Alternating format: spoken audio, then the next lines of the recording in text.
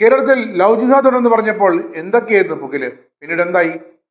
ഇതാ, കേരളത്തിൽ ലവ് ജിഹാദ് മാത്രമല്ല ബിസിനസ് ജിഹാദും സജീവമാണെന്ന് കേന്ദ്രമന്ത്രി ശോഭ കരന്ദർജെ തന്നെ വെളിപ്പെടുത്തുന്നുണ്ട്. ഇത് നാം വളരെ ഗൗരവകരമായി എടുക്കേണ്ട ഒന്നാണ്.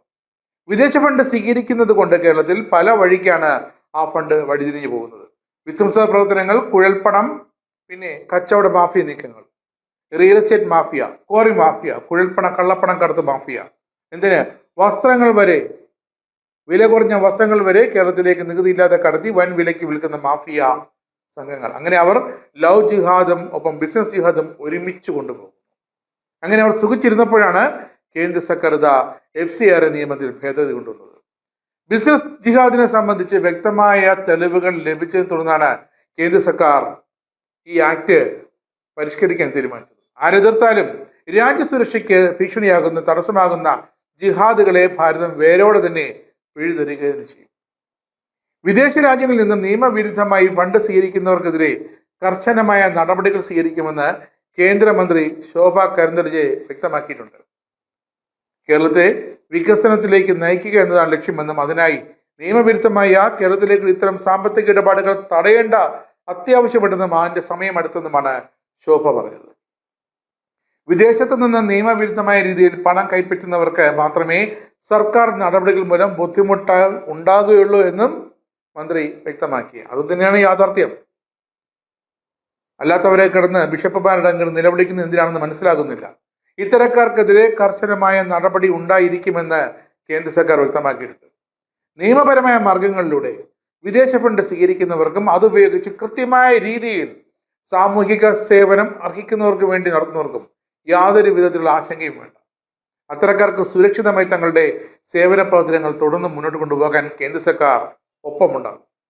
വിദേശ ഫണ്ടിന്റെ ദുരുപയോഗം തടയുക, ദേശീയ സുരക്ഷ ഉറപ്പാക്കുക, സുതാര്യത കൂട്ടുക, ഈ ലക്ഷ്യത്തോടെയാണ് വിദേശ ഫണ്ടിന്റെ സ്വീകരണവും ചെലവഴിക്കലും കൃത്യമായി ഓഡിറ്റ് ചെയ്യാനായി സർക്കാർ കൊണ്ടുവന്ന FCRA ഭേദഗതി ബിൽ.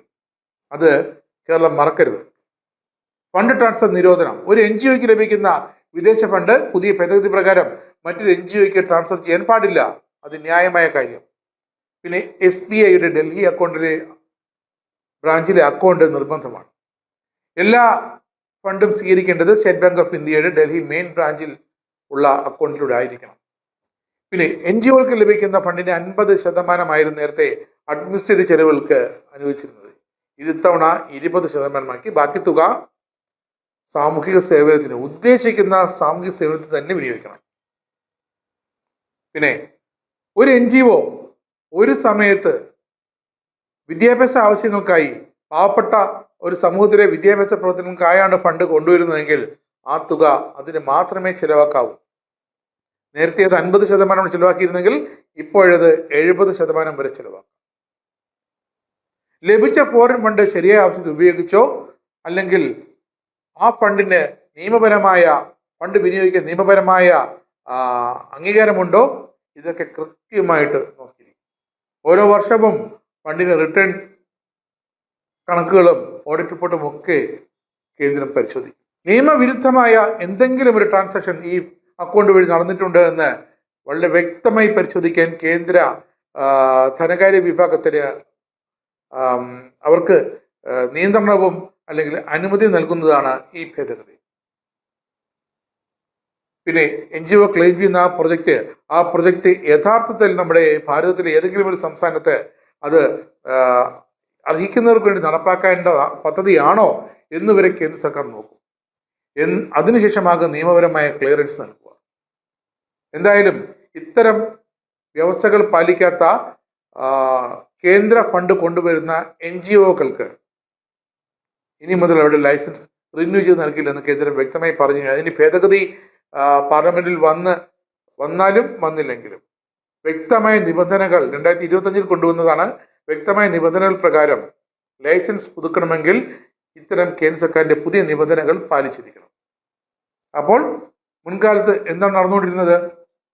ഒരു വലിയ തോതിൽ കോടികൾ ഫണ്ട് സ്വീകരിക്കുന്ന ഒരു NGOയുടെ അക്കൗണ്ടിലേക്ക് കേരളത്തിലെ മറ്റ് സംസ്ഥാനങ്ങളിലെ വിവിധ മതവിഭാഗങ്ങളിലെ സംഘടനകൾ ആ അക്കൗണ്ട് വഴി പണം ഇന്ത്യയിലേക്ക് കടത്തുന്നു. എന്നിട്ട് ആ അക്കൗണ്ടിൽ നിന്നും ഇവർക്ക് പണം വീതിച്ചു കൊടുക്കുന്നു.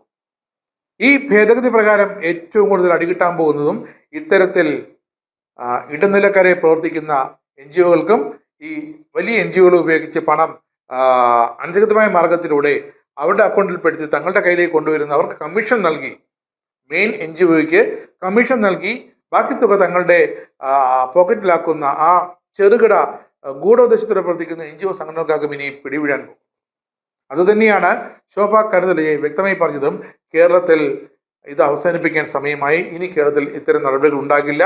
അതുകൊണ്ട് ഇനി കേരളത്തിൽ ഇത്തരത്തിൽ ബിസിനസ് ജിഹാദുമായി മുന്നോട്ട് പോകുമെന്ന് ആരും കരുതേണ്ട. നിയമപരമായി നിയമവിധേയമായി ബിസിനസ് നടത്താനുള്ള ഫണ്ട് വരുന്നതിനെയും വ്യക്തമായി പരിശോധിക്കുമെന്നും ശോഭ കരുതലിയെ മുന്നറിയിപ്പ് നൽകി.